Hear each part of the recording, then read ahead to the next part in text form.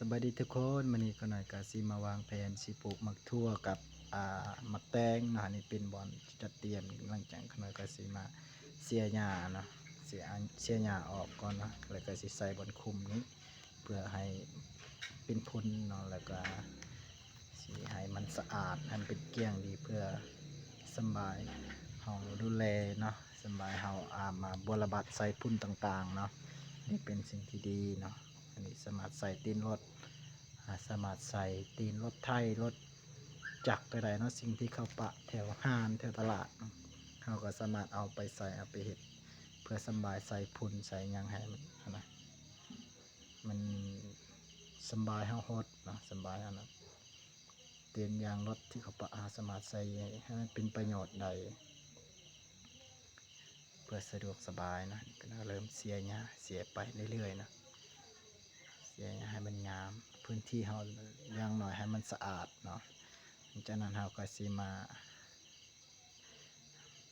นี่สับเราก็มาใส่เพื่องใส่เพื่องเพราะว่าเราใส่3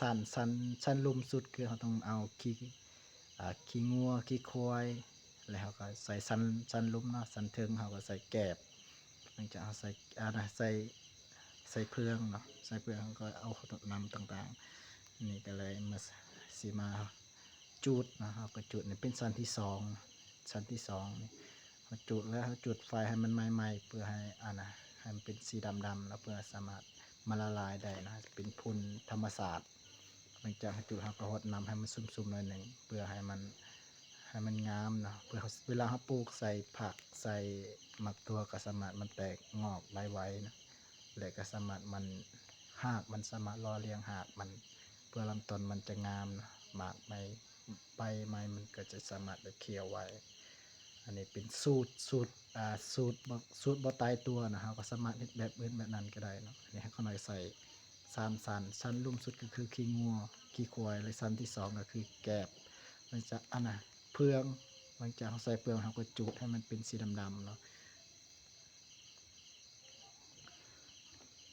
เราก็จุดไว้บอลก็เราเฮ็ดประมาณ10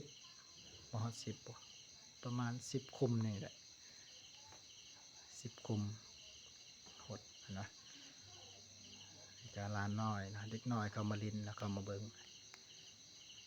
เด็กน้อยเขามาเบิ่งว่าเฮ็ดจังไดนี่สอนเขาด้วยเขาหน่อยก็มาสอนเขา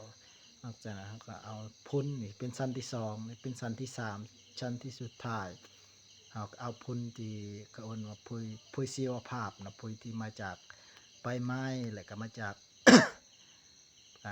ขี้สัตว์คือกันตัวนี้บางแต่ขี้สัตว์มันไปขี้เขาก็สามารถเอาไปใส่นำกันกับใบไม้และกับใบกล้วย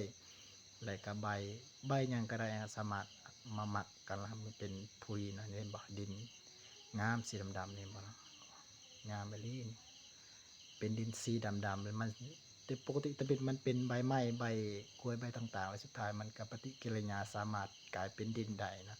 เราก็สามารถเอาไปใส่อันนี้เป็นชั้นที่สุดท้ายชั้นเทิงเนาะชั้นเทิงสุดเนี่ยเป็นชั้นที่3เลยแต่มันอยู่ถึงนะเพราะอันนี้เป็นชั้นที่รอเลี้ยงหากมันติดไว้อันนี้ก็น้อยก็เอาบ่ยากนะบ่เอานะเพราะว่าก็น้อยเอาในตารางเฮือนอันนี้บ่นี้ก็น้อย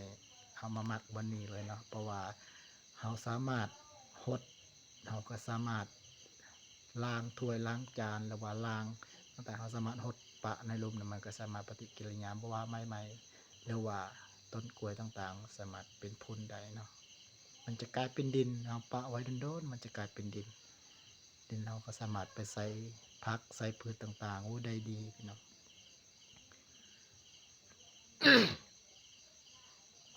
ดังนั้นวันนี้เป็นดินที่กากหลายดำแห้งนะเด่นนี้ก็เอิ้นว่าปุ๋ยชีวภาพเป็นปุ๋ยที่ปราศจากเคมีนะเราก็สามารถเฮ็ดแบบเราประหยัดงบพอแล้วเราประหยัดงบเราก็สามารถเฮ็ดได้เนาะเป็นสิ่งที่ง่ายๆสำหรับผู้ที่มักเฮ็ดเกษตรนะผู้ที่มักปลูกพังผู้ที่มักปลูกพังเลี้ยงสัตว์ต่างๆเราก็สามารถเฮ็ดแบบง่ายๆเนาะเอาขี้งัวขี้ควายเอาหลายๆอย่างที่เฮ็ดให้งบของเราบ่ได้จ่ายหลายเนาะอันนี้เป็นงบที่จ่ายน้อยนะแต่ว่าเราได้รับผลประโยชน์หลายเนาะ